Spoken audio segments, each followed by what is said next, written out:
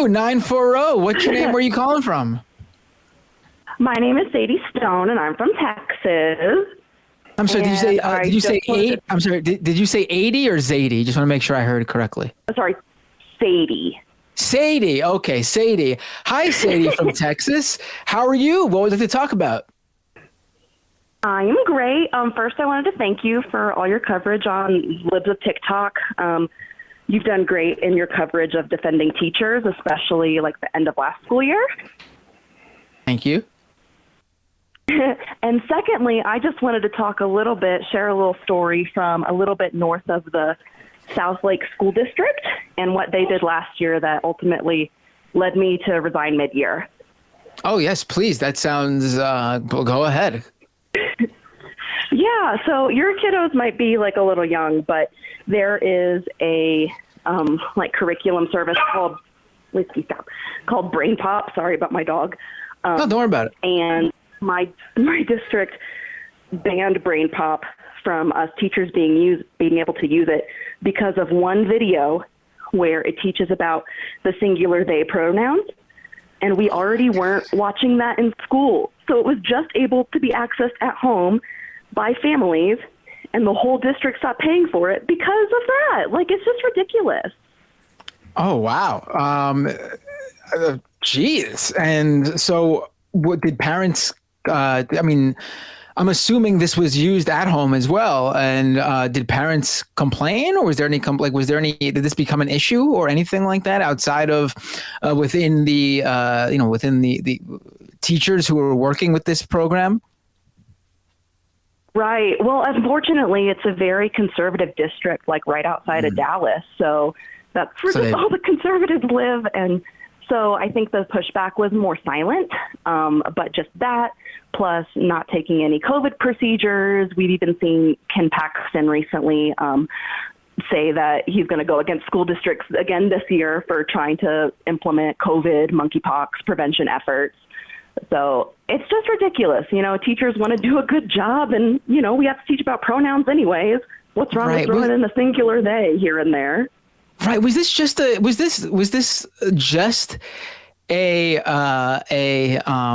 lesson on using the they pronoun in the singular form, or what did it even reference? Yes. Like, it was just about that? One video out of hundreds. It's more of a site about science videos. It's got Tim and Moby and Max, just very kid friendly. Kids love it. And we had to stop using the whole thing.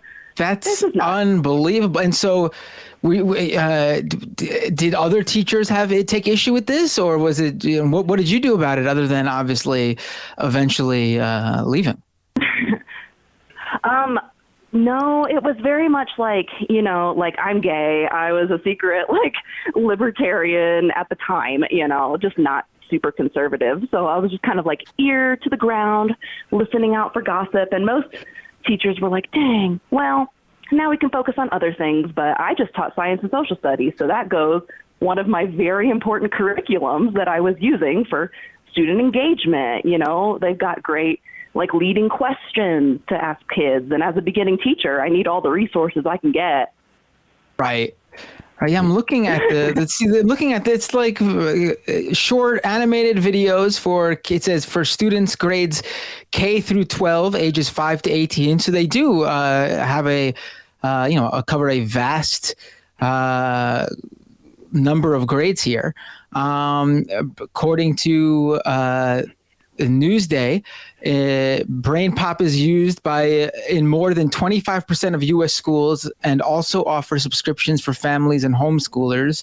I mean, it seems like a pretty straightforward, sort of like you mentioned, a way to engage kids as an introduction to these topics via these short animated videos. And they just got rid of it because of, so what, I'm going to assume that this was not the direct cause. This was just another straw that broke the camel's back that caused you to, did anything else happen that related to this or in the same realm that made you decide to leave? Yeah. So for me, it was just So that's one component, right? Seeing that, like, okay, well, if my administration was to take a stand against, they'd be blasted in Texas news. You know, they just want to teach. They just want to lead. So it was that in part. Also, how did this come up? Like, was this something that parents brought up, or was this something that parents brought up, or like, how did this even become an issue? Did anyone, like, who complained? I really don't know. It wouldn't surprise me if parents were the ones complaining. Like I said, very conservative school district. They can all get in a huff and in a fuss very quickly. And, you know, I think a lot of my parents especially were more just in for education. But again, a silent majority, if they're not complaining to the administration, nothing's going to happen. I'm assuming it was like a superintendent decision that just got passed down, but left a bad taste in my mouth. And that, poor COVID procedures.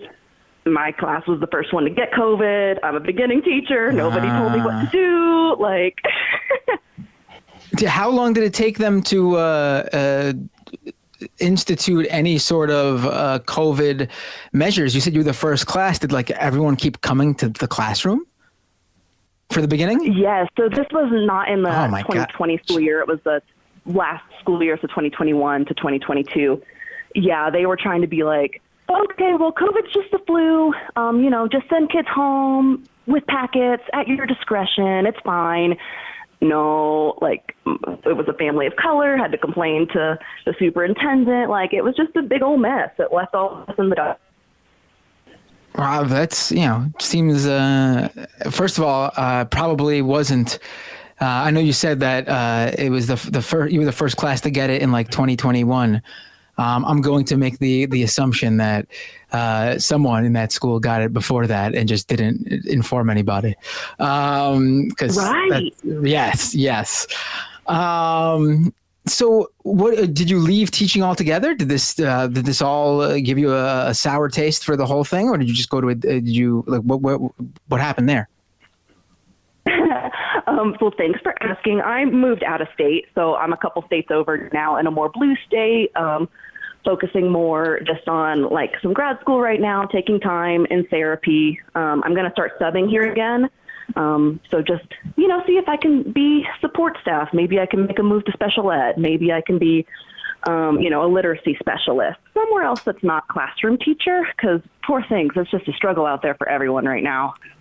Right. Well, thanks for the call. Really appreciate it. This was very interesting to find out just like how, I mean, this is something that as far as I can see on the quick search I didn't make any sort of news or anything like that. And I'm sure this is happening. I didn't want to say anything and get fired. Yeah, this is yeah, this is probably something that's happening a lot all over the country. Teaching kids that the pronoun they, them can be used in the singular form as well. Apparently enough to cause some sort of outrage because God forbid we teach children about gender. Thanks for the call. Really appreciate it, Sandy. Sadie, I'm sorry. Sadie, my bad. Take care. Oh, you're totally good. I appreciate y'all. Bye. Yeah. We should just say, like, if your child leaves the school, graduates without an understanding of they, them pronouns, the child will be behind in terms of how to function in society. Oh, there are a lot of adults who really don't think that you can use, like I see it all the time online. People do not believe that you can use they, them pronouns in the singular form. And even it doesn't necessarily even have to do with gender at all. You can use they to refer to a single individual who you know, is, you know, sees themselves as the gender they are born as. It was commonly done until it became like, because of all this anti-trans stuff.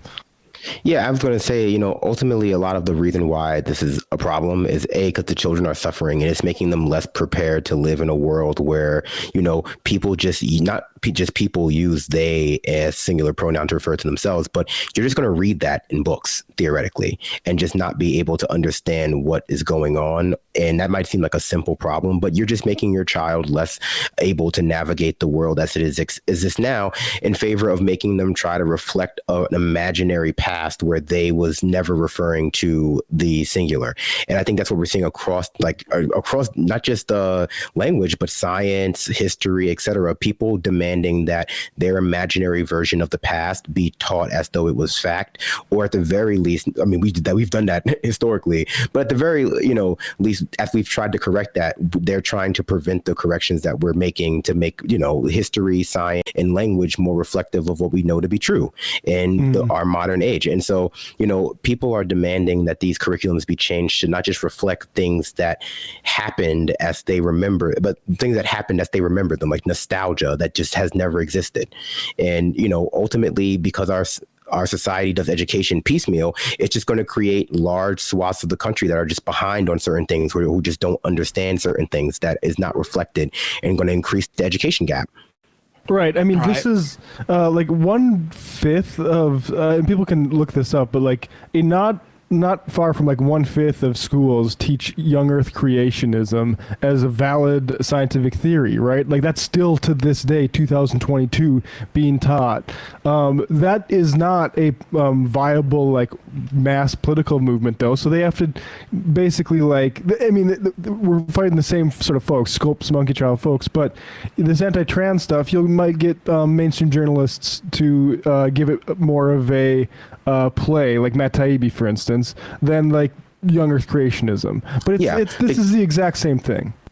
Yeah, because there are a lot more people who imagine that they remember high school biology well than imagine that they remember like young Earth creationism. And so a lot of people who are defending this two-sex things haven't taken a biology course since their first year of high school, but they're absolutely sure about the facts that they remember from that class.